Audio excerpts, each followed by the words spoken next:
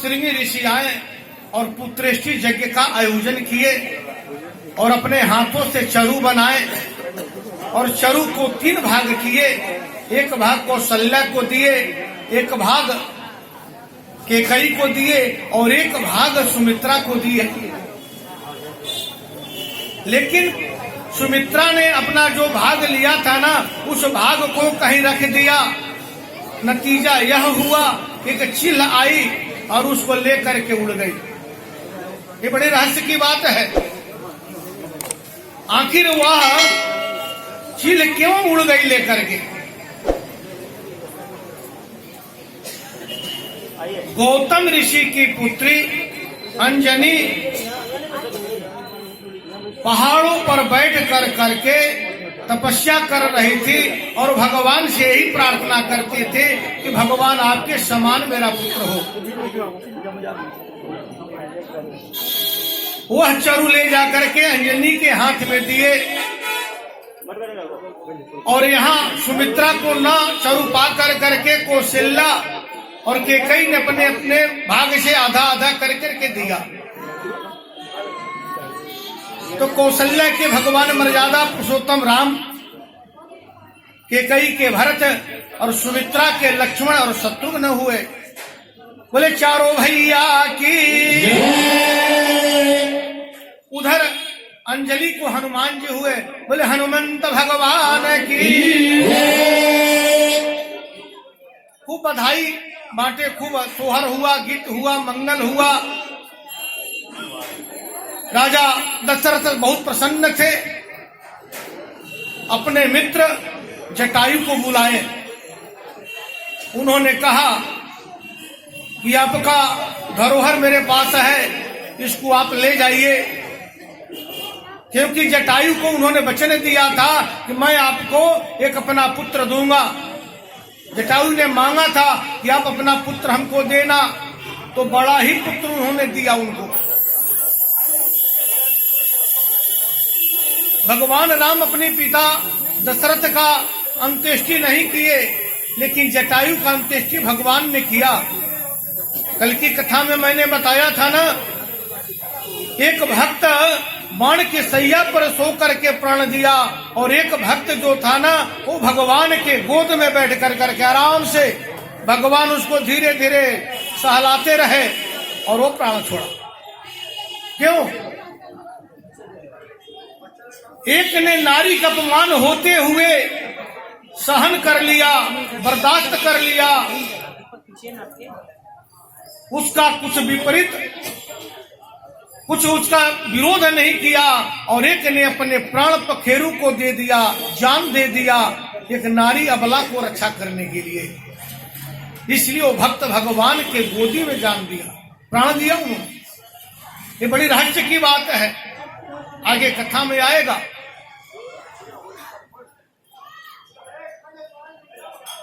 भगवान चारों भाई एक साथ जन्म लिए, एक साथ भोजन किए, एक साथ खेलते थे, एक साथ आनंद लेते थे। एक दिन विश्वामित्र जी महाराज राजा दशरथ के दरबार में आए और उन्होंने कहा कि राजा दशरथ, आप हमको कुछ दीजिए, हम आपसे मांगने के लिए आए हैं। बोले बोलिए क्या चाहिए महाराज? मैं बहुत प्रसन्न हूँ, भगवान हमारी इच्छा को पूर्ण किए हैं। मेरे 4 पुत्र हैं, ये वृद्धावस्था में प्राप्त हुए हैं, आपको क्या चाहिए? बोले मुझे कुछ नहीं चाहिए, आप अपने ये राम और लक्ष्मण को हमको दे दीजिए। राजा दशरथ दुखी हो गए। बोले क्या कह रहे हो महाराज? आप मुनि हैं, ज्ञानी हैं, लेकिन आपको मांगने नहीं आता है। आप धन मांगिए, हाथी मांगिए, घोड़ा मांगिए, संपत्ति मांगिए, वो हम सब देंगे आपको, लेकिन हम इनको नहीं देंगे। रघुकुल रीति सदा चली आई, अब प्राण जाई पर वचन न जाई। आखिर उन्होंने विश्वामित्र को ऐसा क्यों कहा? इसलिए कहा वो राम जो थे उनके पुत्र नहीं थे, वो तो जटायु के थे, वो धरोहर थे। उसकी रक्षा करना, उसका मान सम्मान करना। अब वो सोचे कि विश्वामित्र ले जाएंगे, कहीं को साधु न बना दे, सन्यासी न बना दे, तो फिर हम जटायु को क्या कहेंगे। घर में लड़का भी उत्पन्न लेता है, लड़की भी लेती है, लड़का को भी पोषण पालन करते हैं, लड़की का भी करते हैं, लेकिन लड़की को आप हमेशा यही सोचते हैं कि भाई इसको हमको दूसरे के हाथ दान देना है। हमेशा उसके पर सावधानी रखते हैं, ध्यान रखते हैं, लालन पालन बढ़िया से करते हैं, शिक्षा दीक्षा बढ़िया से देते हैं। मुनि जी ने कहा नहीं देना है मत दो, बहाना मत करो, हमें और कुछ नहीं चाहिए, धन संपत्ति हम क्या करेंगे, हम भी तो कभी राजा थे। विश्वामित्र भी एक राजा थे और राज ऋषि से वो जो है कि ब्रह्मर्षि बने थे। अंत में भगवान राम लक्ष्मण को दशरथ ने सुपुर्द किया और विश्वामित्र जी उनको लेकर करके बक्सर गए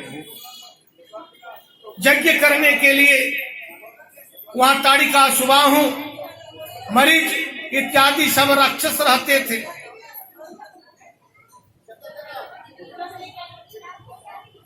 यज्ञ की रक्षा किए, मुनि जी की यज्ञ बढ़िया से संपन्न हुआ।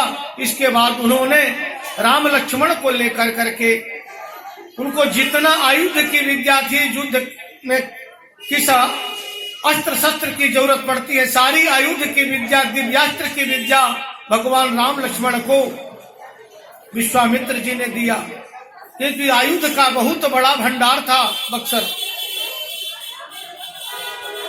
कभी समय मिले तो बक्सर जरूर जाना, वहां भी उत्तरायणी गंगा है, विश्वामित्र की तपोभूमि है। उस समय राम को कोई नहीं जानता था, राम को विश्व पटल पर लाने वाले वहां के महर्षि विश्वामित्र हैं। विश्वामित्र जी ने कहा कि राम लक्ष्मण, राजा दशरथ एक धनुष यज्ञ का आयोजन किए हैं और वह निमंत्रण दिए हैं, हमारी इच्छा है कि आप लोग भी मेरे साथ चलो। ऐसा क्यों कहे, वो तो यह भी कह सकते थे कि चलो, चलना है, लेकिन आग्रह किए, इसके पीछे कारण है।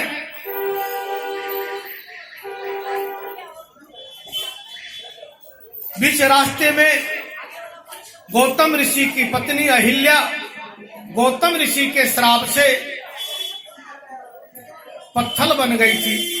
श्राप दे दिए थे गौतम ऋषि, बोले जा पत्थर हो जा, पत्थर हो गई थी। भगवान की चरण रज की धूल जब पड़ी उनके ऊपर तो नारी हो गई, और नारी होकर के उन्होंने कहा मुनि श्राप जो दीना अति भल कीना।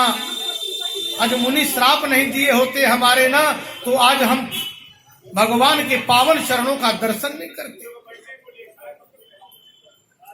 इसके बाद जनकपुर गए। राजा जनक को पता चला कि विश्वामित्र जी अपने 2 शिष्यों को लेकर के आ रहे हैं, उनके रहने खाने की व्यवस्था किए। राजा जनक ने पूछा ये ऋषि कुमार हैं या कोई राजा के बच्चे हैं? विश्वामित्र जी ने कहा ये राजा जनक के पुत्र हैं, राम और लक्ष्मण हैं।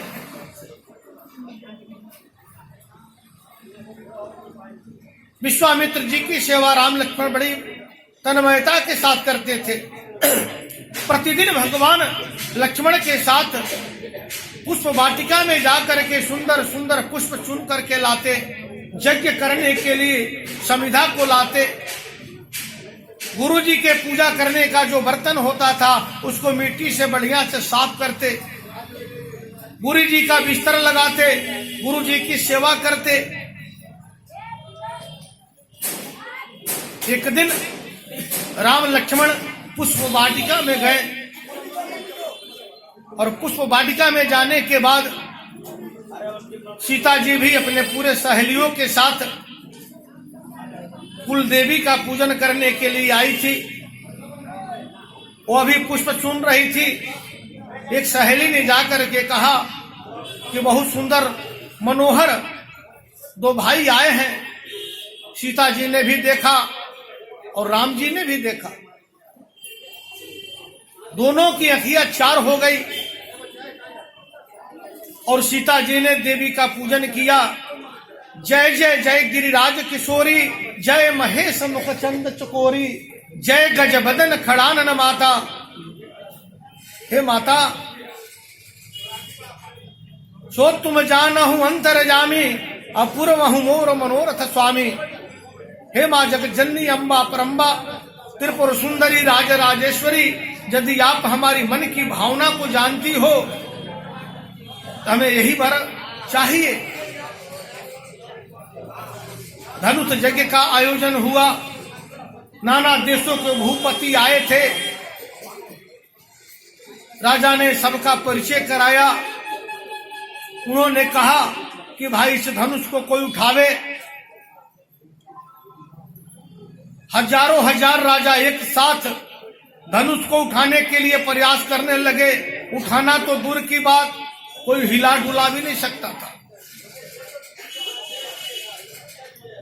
अंत में राजा जनक को खड़ा होकर करके बोलना पड़ा कि यदि हम जानते कि ये वीरों से विहीन हो गई है धरती, तो हम यह प्रतिज्ञा ही नहीं करते।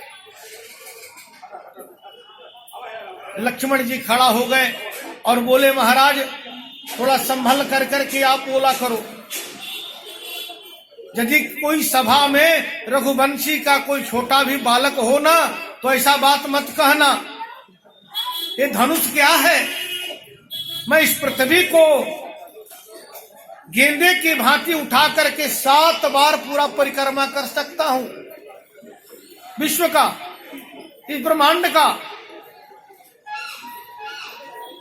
मैं अपने गुरु का यदि अनुशासन पाऊं, आदेश पाऊं, कंदुक एवं ब्रह्मांड उठाऊं। हम अपने गुरु का यदि आज्ञा पा जाए ना, ये बाण क्या है, ये धनुष क्या है, इसको तो हम उठा करके पूरे ब्रह्मांड में दौड़ जाऊंगा। लेकिन मेरा गुरु का आदेश नहीं। राजा जनक थोड़ा सा संयमित हुआ कि भाई तब तो लक्ष्मण राम जो थे वहां पहुंचे थे। सब राजा गए आए, लेकिन राम जी क्यों नहीं वहां गए धनुष उठाने के लिए? ये पता है आप लोग को? विश्वामित्र जी ने क्यों आग्रह किया? ये क्यों नहीं कहा चलो चलना है? चाहे राम लक्ष्मण जी क्यों नहीं कहे कि महाराज राजा जनक धनुष जगह कर रहे हैं, हम लोग को भी चलना है? राजा दशरथ को निमंत्रण नहीं था। याद रखना, बिना निमंत्रण का कहीं नहीं जाना। विधि निमंत्रण आमंत्रण अदिष्ट प्रश्न प्रार्थनेषु लिंग। लेकिन कोई बुजुर्ग आदमी हो, श्रेष्ठ हो, विद्वान हो, राजा हो, उसके साथ यदि जाना पड़े तो कोई दोष नहीं है, उसके साथ जा सकते। तो राम लक्ष्मण तो आ गए जरूर, लेकिन धनुष यज्ञ में सम्मिलित नहीं हुए, क्योंकि वो धनुष यज्ञ देखने के लिए आए थे, न कि वो धनुष यज्ञ में सम्मिलित होने के लिए आए थे।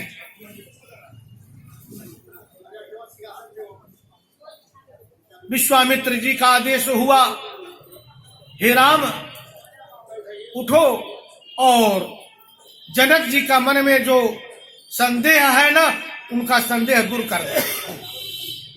राम जी उठे और गुरु का वंदना किए, चरण स्पर्श किए, अपने कुलदेव सूरज का नमस्कार किए और पृथ्वी को प्रणाम कर करके धनुष को ऐसे ही उठाए सहज भाव से, और उसको ज्यों ही चढ़ाए वो धनुष 2 खंड हो गया।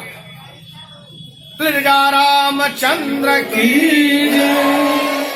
बहुत घोर आवाज हुआ, जैसे आप लोगों ने भी आवाज किया था ना।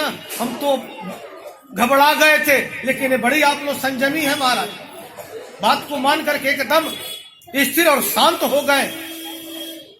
मेरा अहोभाग्य है, मैं याद तो यही कहूंगा पंकज जी महाराज, देखो एक बार कहें इतने अनुशासन में रहने वाले आप लोग को कैसे कोई कह देता है कि ढोल गंवार शूद्र पशु नारी, इसकी मैं व्याख्या करूंगा।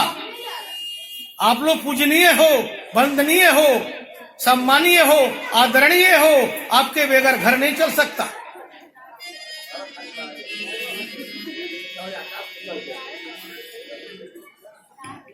शिव में से इकार जब निकाल दोगे ना, शिव शब्द से इकार जब निकाल दोगे ना, तो क्या बचेगा?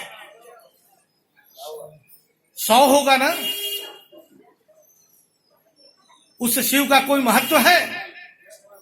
जब शिव जी का ही महत्व नहीं है, अरे सीताराम, पहले सीता है तब न राम है, लक्ष्मी नारायण, लक्ष्मी है तब न नारायण है। एक बार की मैं बात बताऊं, याद आ गया। अरे मैं माथे पर नहीं चढ़ाता हूं, हम तो ये कहते हैं कि आप सुबह उठ करके अपने पति को प्रणाम करना, यदि सोए हो ना तो उनको पैर दबाकर, धीरे धीरे पैर दबाकर जगाना, धीरे धीरे, आस्ते आस्ते, जोर जोर से नहीं, ए उठ, ऐसे नहीं बोलो, धीरे धीरे पैर दबा करके उठिए ना, उठिए, सुबह हो गया। अरे करके दिखाओ, तब हमको विश्वास होगा कि कोई 2-4 पुरुष आ जाए, कहे कि हाँ भाई कथा का प्रभाव तो लगा है। कथा का प्रभाव क्यों नहीं लगता? पहले संत महात्मा आते थे, कथा करते थे और लोग उसको जीवन में धारण करते थे, उतारते थे। लेकिन अब कथा नहीं होती, ये तो मनोरंजन हो गया है। लोग 2 घंटा 4 घंटा बैठते हैं और बैठ करके कथा से उठने के बाद अपने को ऐसे ऐसे झाड़ देते हैं। लेकिन मैं चादर बिछाया हूं, दरी बिछाया हूं, इसलिए झाड़ने की जरूरत नहीं पड़ती। हमारे कथा में जाने के बाद लोग कुछ ना कुछ जीवन में उतार ही लेते हैं। बोले राजा रामचंद्र की।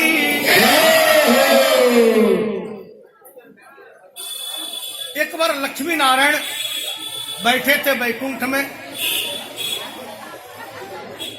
भगवान ने कहा देखो हम अभी कथा कर करके आए हैं, बहुत भीड़ थी कथा में, ए माता शांत रहो, बड़ी मार्मिक चीज है, ध्यान रखो। बोले कि हम गए थे कथा करने के लिए तो बहुत भीड़ थी। बोले कि कौन दिन हुआ कथा आपका? बोले पहला दिन है। बोले कि और कर लीजिए, 2-4-5 रोज और भीड़ जुटा लीजिए, और जब मैं आऊंगी ना तो सारा भीड़ आपका उठा दूंगी। बोले ऐसा बात है क्या? बोले हाँ, अब देख लेना। भगवान नारायण कथा कर रहे थे, लोग जुटते थे, बड़ी आनंद लेते थे। मां लक्ष्मी ने देखा बहुत भीड़ जुट गया है, इस भीड़ को हटाना होगा हमको। मां लक्ष्मी ने धीरे से बुढ़िया का उठान कर करके गांव में प्रवेश कर गई। एक गोदी में बच्चे को लेकर करके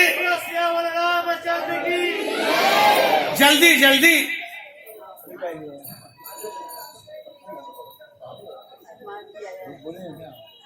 जल्दी जल्दी वह जा रही थी तो मां बुढ़िया बोली